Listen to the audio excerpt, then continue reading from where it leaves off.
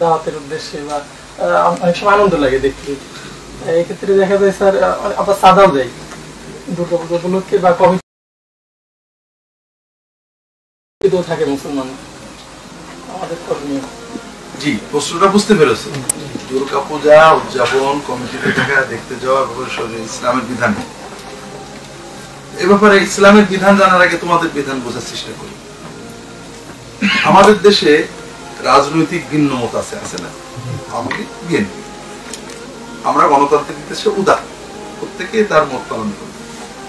এখন আওয়ামী লীগ মনে করো সে জিয়াউর রহমানের মৃত্যু দিবসে আনন্দ উৎসবের আয়োজন করেছে এবং তার একটা অনুষ্ঠান করবে। জিয়াউর রহমান পাকিস্তানের দালাল ছিলেন, তিনি এই ক্ষতি করেছেন দেশে, তিনার মৃত্যুতে জাতিকে উপকৃত হয়েছে, একটা আনন্দ উৎসব বা গান বাজনার কনসার্ট করবে। বিএনপি মনে করো ক্ষমতায় আছে, রাজনৈতিক ভাবে বিএনপির উপর দায়িত্ব হলো এই আয়োজনের ব্যবস্থা করা, নিরাপত্তা সিকিউরিটির ব্যবস্থা করা। এটা যে কোনো গণতান্ত্রিক দেশে করতে হবে। এখন মনে করো উদারতার জন্য বিএনপির এমপি সাহেব নেতারা কমিটিতে আছেন, মানে আনন্দ কমিটির সদস্য হয়েছেন, টাকা পয়সা দিয়েছেন, উপস্থিত আছেন। তুমি কি মনে করো বিএনপিতে তাদের সদস্যপদ থাকবে? থাকবে? উদারতা তো আনন্দ সবার অনুষ্ঠান যার যার দলের, কিন্তু আনন্দ সবাই করবো, আনন্দ করতে তো দোষ নেই। উৎসব সভা, উৎসবে আমরা যোগ দেবো, সমস্যা আছে? আছে। মনে করো আব্দুল কাদের মোল্লার ফাঁসি হয়েছে, তাদের শোক আয়োজন করেছে জামাত ইসলাম, আওয়ামী লীগ ক্ষমতায় আছে। আওয়ামী লীগের গণতান্ত্রিক ব্যবস্থায় আওয়ামী লীগের দায়িত্ব তাদের শোক করতে দিতে হবে, শোক র্যালি করতে দিতে হবে, তাদের আয়োজনের ব্যবস্থা, নিরাপত্তার ব্যবস্থা করতে হবে। এটা যে কোনো গণতান্ত্রিক কিছু করতে হবে। এখন শোক কমিটিতে আওয়ামী লীগের নেতারা সদস্য আছেন, টাকা দিয়েছেন এবং র্যালিতেও গিয়েছেন, পথ থাকবে থাকবেন।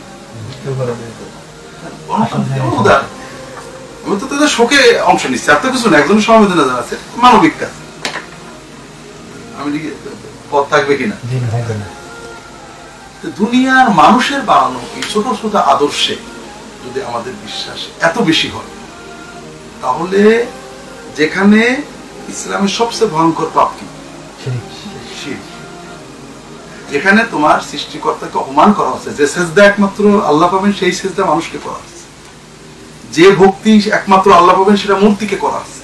এটা মানবতার অপমান, এটা সৃষ্টিকর্তার অপমান। তুমি আনন্দ পাচ্ছ, যেমন তোমার আপনাকে গাল দেওয়া হচ্ছে, ঢোল ডগর বাজে, তোমার আব্বার নামে প্যারোডি গাওয়া হচ্ছে, তুমি আনন্দ পাচ্ছ। বোঝা গেল বাপের প্রতি ভক্তি তোমার নাই, বোঝা গেল বেশি বোঝা গেল নাই বোঝা গেল। তাহলে বোঝা গেল যে তুমি ইমানের যে দাবি করছো, তুমি তুমি লা ইলাহা ইল্লাল্লাহ বলেছো, এটা তুমি বিশ্বাস করো না, তুমি মুখে বলেছো। ইসলাম যেটা দিয়েছে সেটা হলো যে কোনো ধর্মের মানুষ মুসলিম সমাজে বাস করে, তার ধর্মীয় স্বাধীনতা, তার ধর্ম পালনের স্বাধীনতা, তার ধর্মস্থানের স্বাধীনতা, ইবাদতের স্বাধীনতা রাষ্ট্র নিশ্চিত করবে। পুলিশ পাহারা দেবে, রাষ্ট্র নিশ্চিত করবে তারা স্বাধীনভাবে ইবাদত করতে পারবে। কিন্তু তাদের চয়েসটা ভয়ঙ্কর ভুল। এটা আল্লাহর সাথে যে কোনো পাপ, যে বড় পাপ। একটা মানুষ খুন হচ্ছে, বিএনপির এমপি কে পিটানো হচ্ছে, তুমি দেখছো ভালোই লাগছে, বিএনপি তোমাকে নেতা বানাবে? যেখানে আল্লাহ তাআলাকে অপমান করা হচ্ছে সেটাকে তুমি আনন্দ পাচ্ছ, সেখানে যে এসো দেখতে পাচ্ছ, তোমার হৃদয় ফেটে যাচ্ছে না, তাহলে কি বোঝা গেল? হ্যাঁ, পুলিশ যেতে পারবে, প্রশাসন তাদের নিরাপত্তা দেবে, কিন্তু সেখানে চাঁদা দেওয়া, সেখানে কমিটিতে থাকা, সরকারি মানে দায়িত্বে যদি কেউ থাকে, ডিসি, এসপি, মন্ত্রী, এমপি, তারা তাদের নিরাপত্তা নিশ্চিত করে, এটা ভিন্ন কথা। কিন্তু সেটা দেখতে যাওয়া, তার মানে কি? জামাতের নেতাকে পিটানো হচ্ছে, তুমি দেখতে গেলে যাবে? কোনো জামাতের নেতা, আওয়ামী লীগের নেতাকে পিটানো হচ্ছে, তুমি দেখতে গেলে? বঙ্গবন্ধু শেখ মুজিবুর রহমানের নামে গালাগালি করা হচ্ছে, তুমি সেই কমিটির সবাই গেলে যাবে? গেলে তোমার ইমানই তোমাকে, তোমার এই দুনিয়ার দলীয় ইমান তোমাকে বাধা দেবে না, ওখানে যাওয়া যায় না। তোমার আপন ভাইও, মনে করো তোমার আপন ভাই 15ই আগস্টে কি বলে, হ্যাঁ 15ই আগস্টে খালেদা জিয়ার জন্মদিনে আনন্দ করতে গেছে। বঙ্গবন্ধুর কিচ্ছু বলিনি, শুধু খালেদা জিয়া। তুমি মানতে পারবে? তুমি আওয়ামী লীগের ইমান যদি তোমার থাকে মানতে পারবে? মনে করো চট্টগ্রামে গেলাম, চট্টগ্রামে এই বেলা বলছে যে একজন ইমাম, খুব ভালো ইমাম, বিশ্ববিদ্যালয়ের শিক্ষক, এখন একজন চিরকুট দেশে নামাজের পরে জোয়ার করে যে 15ই আগস্ট আমাদের জাতির জনক বঙ্গবন্ধু শেখ মুজিবুর শাহাদত বার্ষিকী, আমাদের দোয়া করবেন, দোয়া অনুষ্ঠান। আরেকজন চিরকুট দেশে আগামী 15ই আগস্ট খালেদা জিয়ার জন্মদিন, দোয়া অনুষ্ঠান হবে, আপনাদের বেচারা মুসল্লিরা চিরকুট দেশে পড়েছে, পরের দিন থেকে আছে দুটোই পড়েছে ইমামের আছে।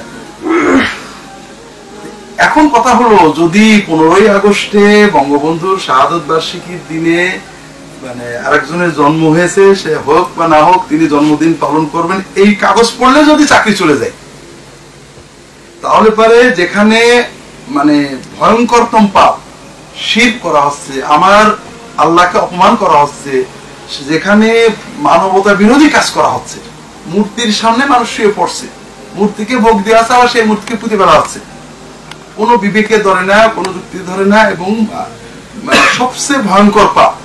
এটা তুমি দেখে আনন্দ পেলে, তোমার বিবেকে লাগলো না, তাহলে পরে তোমার ভিতরে ইমানের যে দাবি করছো ওটা কিছু। এই জন্য যে কোনো আর রবা বিল কুফরি কুফর, যে কোনো কুফরিতে সন্তুষ্ট, তোমার ভিতরে পাপ অনুমতি নেই। মানুষ খুন হচ্ছে, তুমি মানুষ, মদ খাওয়া হচ্ছে, অথবা তুমি মদ খাচ্ছে আর ভাবা দিচ্ছ, তোমার ভিতরে ইসলামী মান আছে? ন্যাংটো হয়ে আছে একজন, ন্যাংটো জিনা করছে, ন্যাংটো নাচছে, ন্যাংটো আমার নাচতে সুন্দর দেখেছে, তোমার ইমান আছে? মানুষ খুন করা, মদ খাওয়া, ন্যাংটো নাচা, এগুলো বড় পাপ না শিরিক বড় পাপ?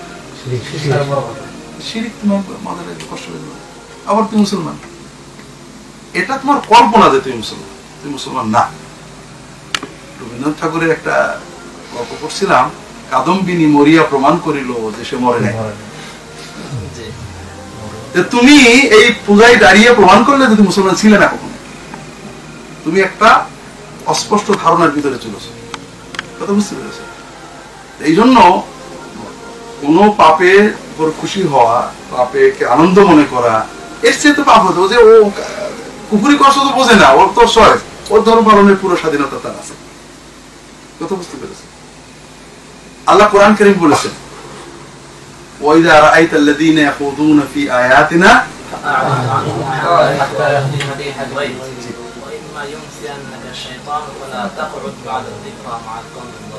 আল্লাহ কোরআনে বলছেন, দেখো ইমানের দাবিটা কি, ইমানের ন্যূনতম দাবি আমি থাকবো না। ওয়াইদা রাআইতাল্লাযীনা ইয়াখুযুনা ফি আয়াতিনা, মূর্তি পূজা করছে এরকম না, তো আরো ভয়ঙ্কর কথা, মানুষ খুন করছে, মূর্তি পূজা করছে, মদ খাচ্ছে, অশ্লীলতা করছে। আল্লাহ রাসূল বলছেন, ইদা রাআইতাল্লাযী ইউকতালু যুলমান আও ইউদরাবু যুলমান ফালা তাকরব ইনদা, কাউকে যদি দেখো অন্যায় করে মারা হচ্ছে, জুলুম করে হত্যা করা হচ্ছে, গণপ্রতিনিধি, সেখানে দাঁড়াবে না, ফাইনাল লাআনাতু তানজিলু আলাইহিম, সেখানে লানত পড়ছে। যেখানে একজনকে অন্যায় করে মারলে লানত পড়ে, একজনকে অন্যায় করে হত্যা করলে গণপ্রতিনিধি দিলে লানত পড়ে, তুমি দৌড়ে পাও সেখান থেকে, তোমার উপর গজব পড়বে, সেখানে তুমি শিরকে সেখানে কি করে যাচ্ছ?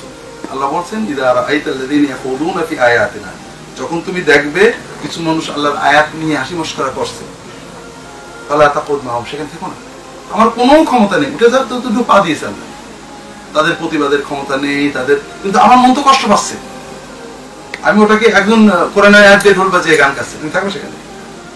যে ধর্ম যার যার, আনন্দ সবার, আমি আনন্দের শরীর থাকবো, তোমার ঈমান থাকতে পারবা না। আল্লাহ বলছেন যে ফালা তাকুদ মাহুম, ন্যূনতম একটু চলে যাও, হাত্তা ইয়াকুযু ফি হাদিস, অন্য কথা বললে তুমি তাদের সাথে থাকবে।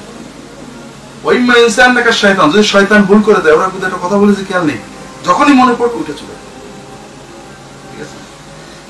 এরপরে সূরা নিসাই যে আল্লাহ কি বলছেন, ওয়ালাকাদ আনজালনা আলাইকুম, হ্যাঁ না, আল্লাহ বলছেন আন ইযা সামাইতুম আয়াতিল্লাহি বিহা আও ইস্তাহজাউ বিহা জি ইন্নাকুম মিথলুহুম ইন্নাল্লাহা জামিউল কাফিরিনা ফি জাহান্নাম। ভালো করে বোঝো যে আমি তোমাদের কাছে ওহী নাযিল করে বলে দিছি, যখন দেখবে আল্লাহর আয়াতের সাথে কুফরি করা হচ্ছে অথবা আল্লাহর আয়াত নিয়ে উপহাস মশকরা করা হচ্ছে, আল্লাহর আয়াত নিয়ে গান বানানো হচ্ছে, আল্লাহর আয়াতের সাথে কুফরি করা হচ্ছে, বুঝাচ্ছে বড় কুফরি আর আছে আর তো নেই। ইযা রাআইতুম আয়াতিল্লাহি ইয়াকফুরু ওয়া ইয়াসতাহজি'ু ফালা তাকুনু মা'আহুম, তাদের কাছে থাকবে না। হ্যাঁ, তারপরে আখুযু ফি হাদিসিন, অন্য কথাই থাকতে পারে, জাগতিক কোনো কথাই। এরপরে আল্লাহ সবচেয়ে কঠিন কথাটা আমার জানেন, ইন্নাকুম, যে ব্যক্তি এই কুফরি পাপী জায়গায় বসে থাকবে, ইন্নাকুম ইযা মিথলুহুম, তোমরাও তাদের মতো কাফের। আল্লাহ এখানেই শেষ করেন, ফি জাহান্নাম জামিআ। তবে কাফের দুই রকমের, একটা হলো ঘোষিত কাফের আর হলো মুনাফিক কাফের। আল্লাহ বলছেন নিশ্চয়ই আল্লাহ কাফের এবং মুনাফিকদেরকে জাহান্নামে এক জায়গায়। কাজে তুমি যখন কুফরি দেখে মজা পাচ্ছ, তাহলে তুমি হয় কাফের নইলে মুনাফিক।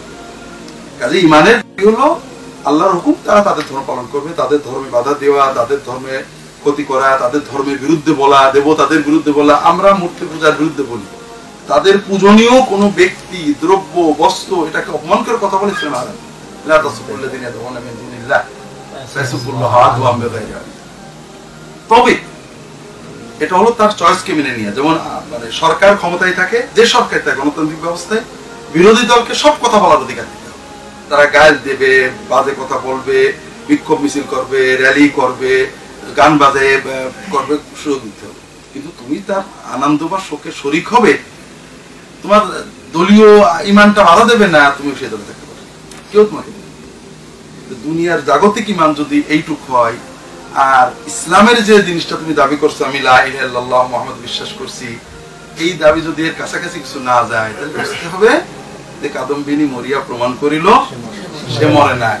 তুমি পূজাই দিয়ে প্রমাণ করলে যে তুমি কখনোই মুসলমান ছিলে।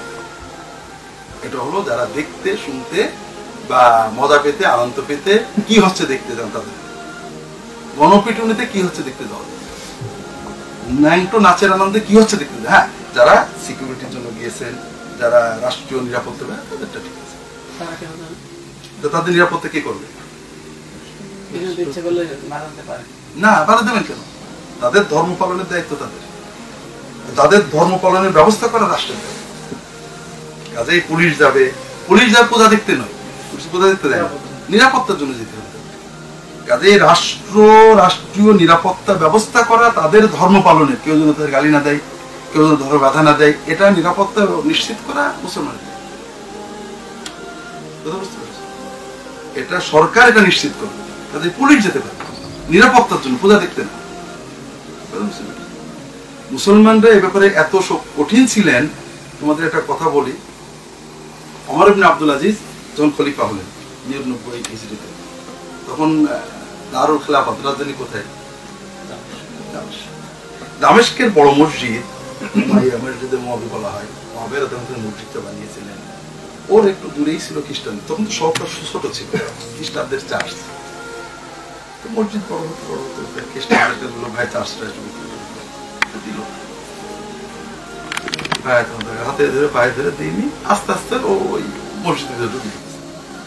এটা হচ্ছে আগে উমাইয়ার যুগে, মানে আব্দুল মালিক ইত্যাদি যুগে আগে। ওমর ইবনে আব্দুল আজিজ খলিফা হওয়ার পর যখন তার ইনসাফ সবাই দেখলো, মাত্র 2 বছর ছিলেন, 2 বছর। হ্যাঁ, এখন খ্রিস্টানরা বললো যে আমি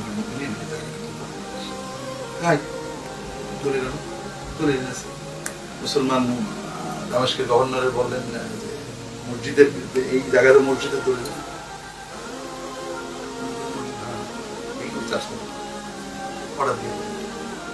অর্ডার খলিফার অর্ডার। মুসলমানরা তো অস্থির হয়ে গেছে।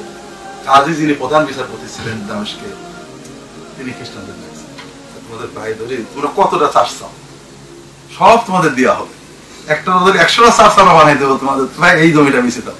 কারণ যদি বিক্রির দলিল না পাই তাহলে মসজিদ ভাঙা হবে, খলিফার নির্দেশ। কাজে তোমরা দয়া করে জায়গাটা বেছে দাও। তারপরে ওদেরকে টাকা দিয়ে পয়সা দিয়ে ওদের খ্রিস্টান এলাকায় চার্জ বানিয়ে দিয়ে দলিল দিয়ে তার খলিফা দেখানো হলো হুজুররা জমি বেঁচেছে। আবার ডাকছে তুমি বেঁচেছো, আবার খুশি মনে হচ্ছে। কাজেই তাদের ধর্ম স্থান, ধর্ম পালনের নিরাপত্তা নিশ্চিত করা এটা মুসলিম সরকারের দায়িত্ব, মুসলিম দেশের রাষ্ট্র প্রশাসনের দায়িত্ব। কিন্তু দেখতে যাওয়ার মানে তুমি তোমার ইমানই নেই, এটা কুফর, শিরক।